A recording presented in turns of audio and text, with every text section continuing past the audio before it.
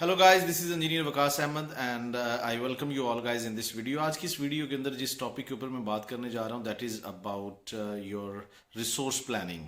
Project management का एक knowledge area है, यानी कि जब आप प्रोजेक्ट मैनेजमेंट को इम्प्लीमेंट करने जा रहे हो तो प्रोजेक्ट मैनेजमेंट के अंदर डिफरेंट तरह के फेजेस होते हैं, डिफरेंट तरह के नॉलेज एरियाज होते हैं। उसमें एक जो चीज़ है नॉलेज एरिया, उसको रिसोर्स मैनेजमेंट आप कह सकते हैं उसको।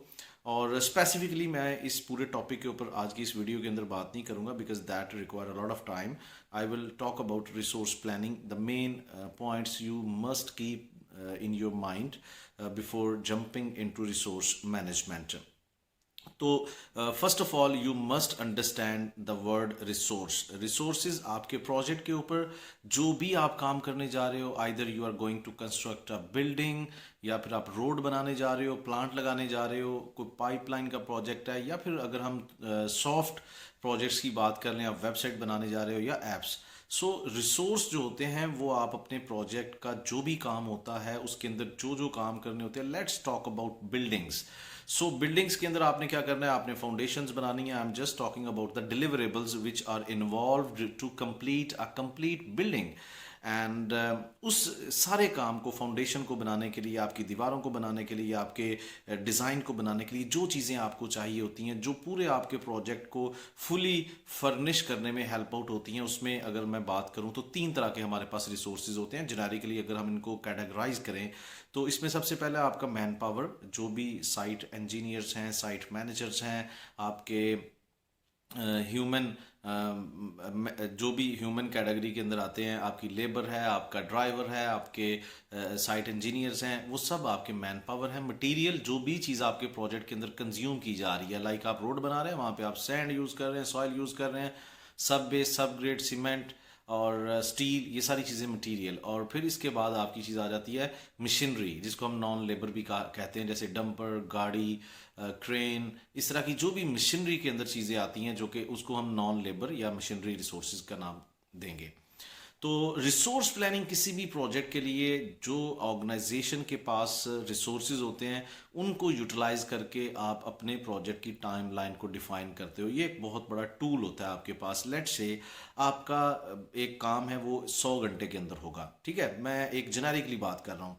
अब उसके ऊपर ये 100 घंटे का आपने जो अभी एस्टिमेट किया है कि इस काम के ऊपर हमारे 100 आवर्स लगेंगे, तो उसके पीछे बैकग्राउंड के अंदर मैं आपको लॉजिकली बता देता हूँ कि हम अज्यूम कर लेते हैं कि अगर एक काम हमारा एक बंदा करता है और वो कंटिन्यूसली उस काम को मतलब डे टू डे कंटिन्यू करता है और एक दिन के अंदर 10 घंटे काम करता है, so that man, that labour man is going to complete that task in 100 hours. ये हमारी एक प्रोडक्टिविटी बेसिस के ऊपर अजम्पशन है, एस्टिमेशन है। अब इसी काम को अगर हम कम दिनों के अंदर करना चाहें तो we need to enhance the resources. हम 2 बंदे डिप्लॉय करते हैं तो वो काम आपका 50 घंटे में नहीं होगा, होगा 100 आवर्स में ही, but now we are going to put double effort in that certain work.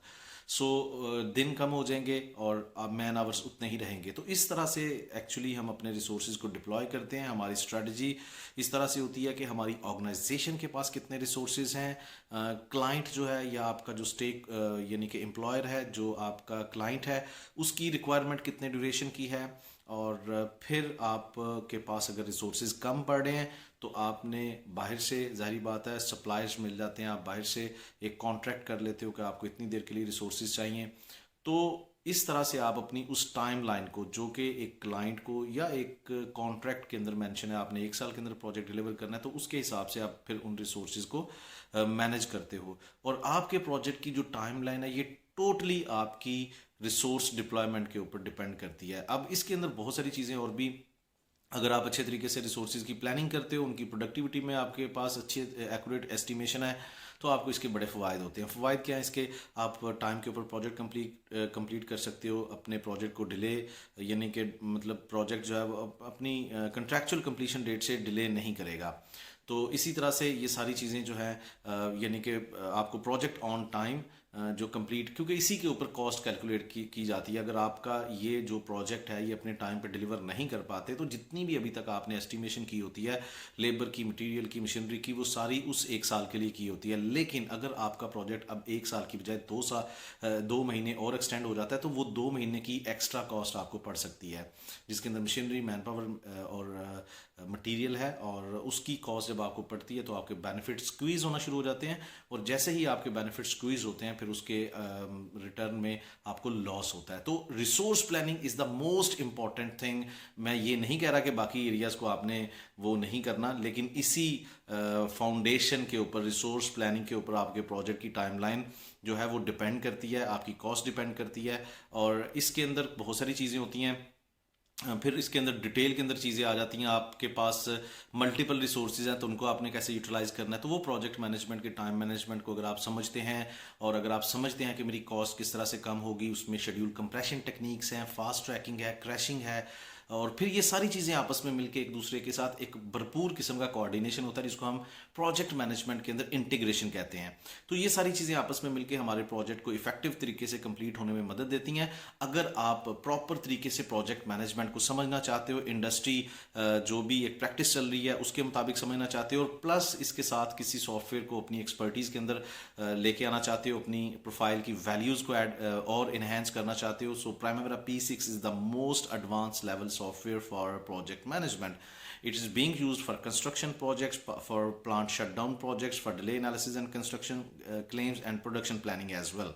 So click the link given in the video of this post description and join my upcoming live online free demo lecture about project management and Primavera P6.